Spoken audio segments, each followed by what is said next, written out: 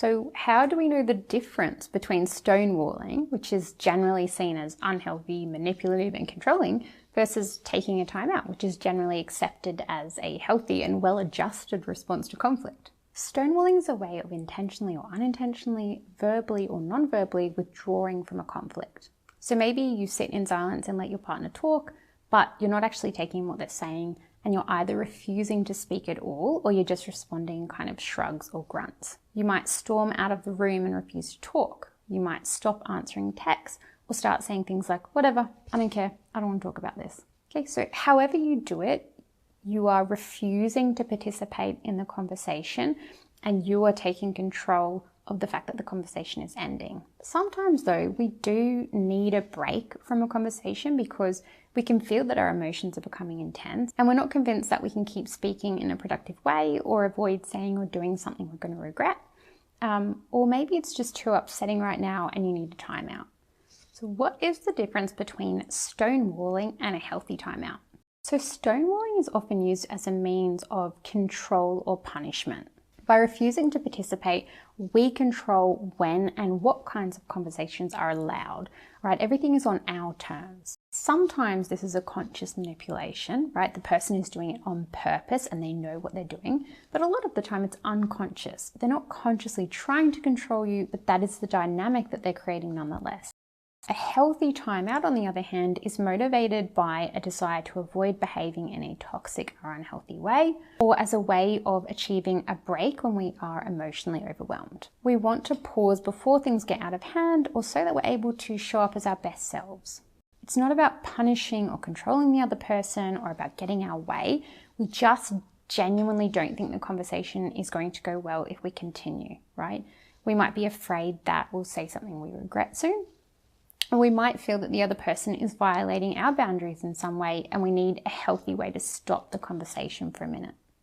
So stonewalling involves prioritizing our own needs over our partner's needs, right? We don't want to participate, but we don't care how it affects them or the relationship. We're so focused on the fact that we feel uncomfortable and we don't want to talk anymore, and we just decide that's what's happening, right? Without taking into account the fact that our partner might actually need reassurance or closure or something else. Healthy timeouts also generally prioritize both partners. So they acknowledge that it might be difficult for the partner who would prefer to keep talking, but the aim is generally to benefit them as well, right? Because unless both of us are emotionally regulated and ready, conversations are usually pretty unproductive. So the focus is equally on protecting our partner's needs rather than just being solely focused about what we need and what we want. Stonewalling is usually initiated by shutting down without discussion or warning, right? So we simply withdraw from the conversation and refuse to respond. Or we walk out of the room, right? Or maybe we pick up our phone and start scrolling and ignoring our partner. On the other hand, a healthy timeout is initiated with a respectful request and a commitment to finish the conversation later. Okay, so it might be something like, look, I know we need to talk about this, but I'm really worked up at the moment and I really need a break. Can we talk about this after the gym later? Right, so we're still able to assert our need to take a break, but whilst also acknowledging and respecting our partner's need to finish the discussion. Sometimes though, people shut down without respectfully letting us know first, not because they're stonewalling or not because they're trying to be controlling or punishing us, but because they lack the capacity to verbalize what they're feeling in the moment, right? I don't know if you've ever been that overwhelmed that you become kind of frozen, like you can't finish a thought, you don't know what to say, right? So they're having this really intense fight or flight response where their limbic system is almost completely taking over, right?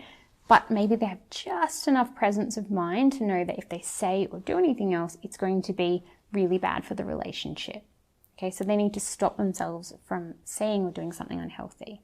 Potentially, there's no presence of mind at all. They're just completely mentally frozen and they can't respond, right? So it's not an attempt to manipulate. So you might understandably be thinking, well, hang on, that's all well and good, but at the end of the day, like I'm still stuck in the same position where my partner has all the control and everything is essentially on their terms, right? Because regardless of why they're doing it, even if they're not stonewalling, then we only talk when they say it's okay. So do I just have to kind of sit back and accept that?